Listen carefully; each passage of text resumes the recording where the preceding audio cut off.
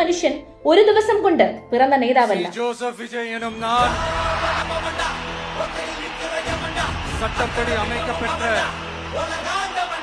இந்திய அரசியல் அமைப்பின்பால் തമിഴ്നാട് அரசின் முதலமைச்சராக ഒരു വിദ്യാർത്ഥിനിയുടെ കണ്ണീരിൽ നിന്നാണ് ചിലപ്പോൾ ഒരു വിപ്ലവം ജന്മം കൊള്ളുന്നത്. തമിഴ്നാട് മുഴുവൻ ഒരിക്കൽ ഒരു പെൺകുട്ടിക്ക് വേണ്ടി കണ്ണുനീരുതിർത്തു. അവൾ അനിത. ഒരു സാധാരണ ഗ്രാമത്തിലെ പെൺകുട്ടിയായിരുന്നു അവൾ. டாக்டர் ஆகணும்னு സ്വപ്നം തന്നെ നെഞ്ചോട് ചേർത്ത് വെച്ചവൾ.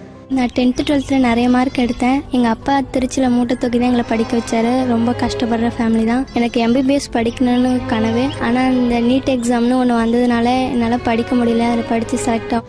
എന്നാൽ +2 പരീക്ഷയിൽ 98% മാർക്ക് ഉണ്ടായിരുന്നിട്ട് പോലും നീറ്റ് എന്ന പരീക്ഷയ്ക്ക് മുൻപിൽ അവളുടെ സ്വപ്നങ്ങളുടെ ചിറകൊടിഞ്ഞു.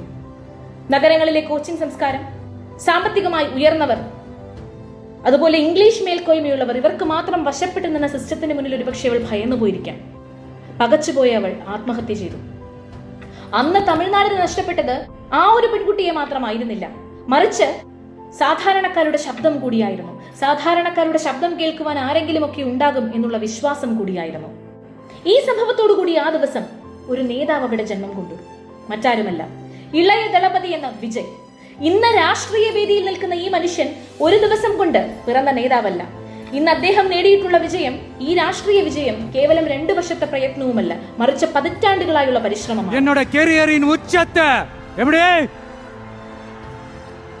கெரியரின் உச்சத்தை உதறிட்டு, அந்த ஊதியத்தை உதறிட்டு, உங்க விஜயா உங்களை மட்டுமே நம்பி வந்திருக்கேன்.